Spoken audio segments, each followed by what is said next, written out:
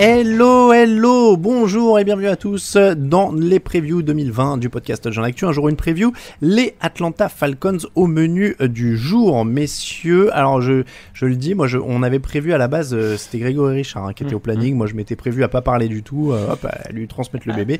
7 victoires, 9 défaites la saison dernière. Ils ont recruté Todd Gurley et Laquan Treadwell pour former l'équipe de rêve d'il y a 5 ans. Hayden Hurst au poste de tight end, Justin McCrae au poste de guard, Dante Fowler pass rusher, Dion Buchanan linebacker et Darqueze Dennard au poste de cornerback. Ils ont drafté le cornerback edge ETRL justement, Marlon Davidson defensive tackle, Matt Hennessy sur la ligne offensive et puis derrière Michael Walker linebacker, Jalen Hawkins safety notamment. Ils ont perdu Devonta Freeman, Austin Hooper, Ty Sambrailo, Wes Schweitzer, Adrian Claiborne, Vic Beasley notamment, Desmond Trufant aussi parmi les plus notables. Raphaël, tu hérites donc du bébé de Greg. Est-ce qu'une fenêtre est en train de se fermer pour cette équipe d'Atlanta ? Est-ce qu'on peut dire ça ou pas ? J'avoue que ça m'a fait peur quand vous m'avez dit que c'est moi qui reprenais le bébé de Greg parce que depuis 2-3 ans, j'ai tendance à me sur-hyper sur les Falcons et à les voir toujours plus beaux qu'ils ne sont.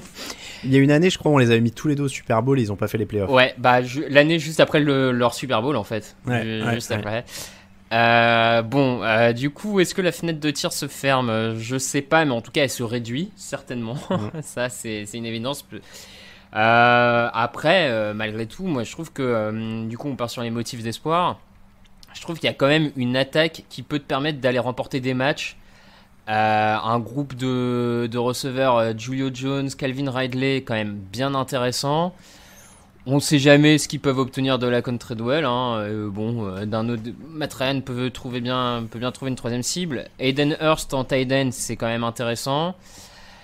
Todd Gurley, on va voir quel Todd Gurley on a, mais mine de rien, dans le jeu aérien, Gurley, il fait partie quand même de ces running backs capables de t'apporter quelque chose à ce niveau-là.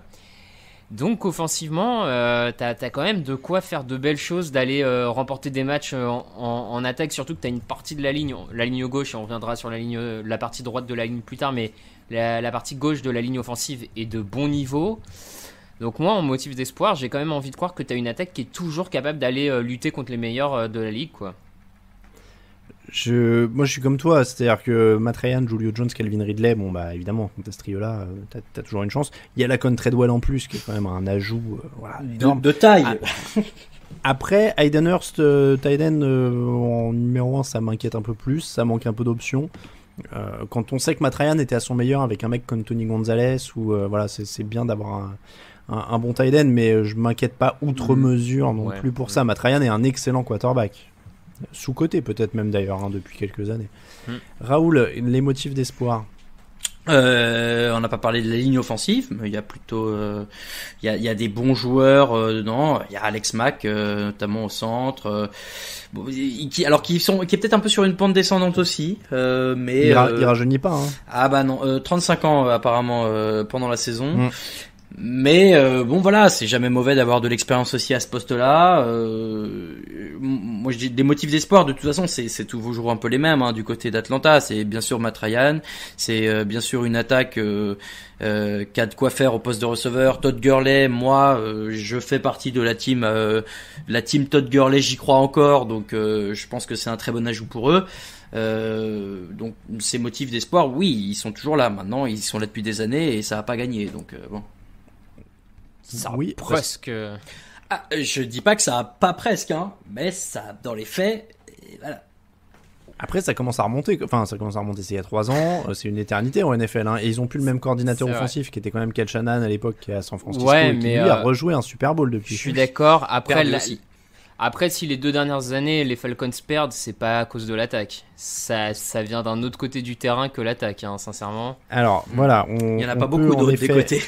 On peut passer en effet aux motifs d'inquiétude. Par contre, alors moi je me permets de prendre la main sur le début des motifs d'inquiétude, mais je vous trouve assez clément avec cette ligne qui a quand même autorisé 50 sacs l'an dernier. C'était le 5e total NFL.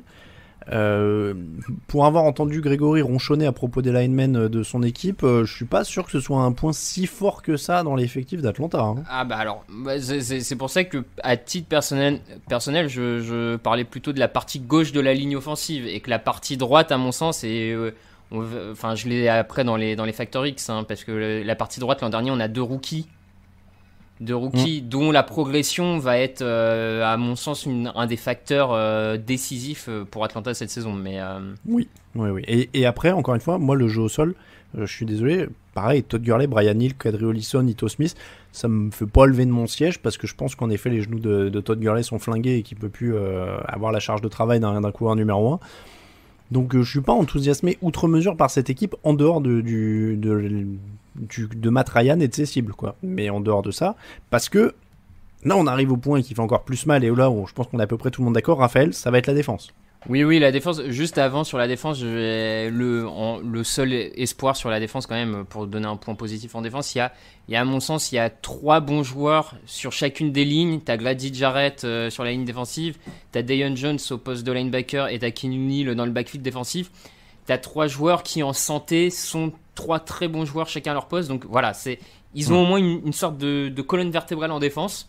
Alors après, ce qui entoure cette colonne vertébrale m'inquiète totalement et allez, j'enchaîne du coup, mais effectivement, pour ce qui va entourer cette colonne vertébrale m'inquiète parce que notamment le pass rush, ils font venir Dante Fowler après une belle saison à Los Angeles, mais une saison où il était à côté de Darren Donald qui lui a ouvert des boulevards bien facilitants. Et il y avait aussi d'autres joueurs, Michael Brokers, Clay Matthews, tout ça pour lui ouvrir des couloirs, donc voilà. Globalement, c'est vrai que si tu regardes ce qu'il y a autour, c'est pas forcément rassurant. Le backfield défensif en dehors de Keanu Neal pose question. Bon, t'as un cornerback rookie, Edgy Tyrell, recruté, on va voir. La ligne défensive, ils avaient beaucoup de mal de mémoire contre la course l'an dernier. Est-ce qu'ils améliorent vraiment ce secteur ? Je suis pas certain. Bon, c'est vrai que la défense... Et le problème, ce qui est le plus gênant, c'est que la défense, c'est quand même censé être le domaine de Gus Bradley, le coach de l'équipe, et que cette défense ne s'améliore pas d'année en année, en fait. C'est aussi un des problèmes, d'ailleurs. Hein. Il était à 2 doigts de se faire virer quand il commence à 1-7 ou, je sais plus, un truc catastrophique. Il le sauve en fin de saison. Je suis pas sûr qu'il se soit rendu un service à ce niveau-là. Et encore une fois, ils repartent avec un pass rush qui va dépendre de Takk McKinley et Dante Fowler, avec les incertitudes sur Fowler dont tu parles, en effet. Je pense qu'ils vont se faire ouvrir en plus dans les airs.